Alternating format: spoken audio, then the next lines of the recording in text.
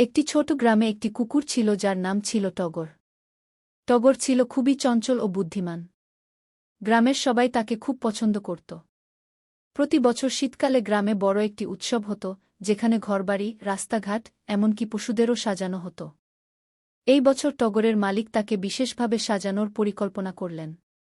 তিনি টগরের জন্য একটি সুন্দর লাল রঙের পোশাক বানালেন।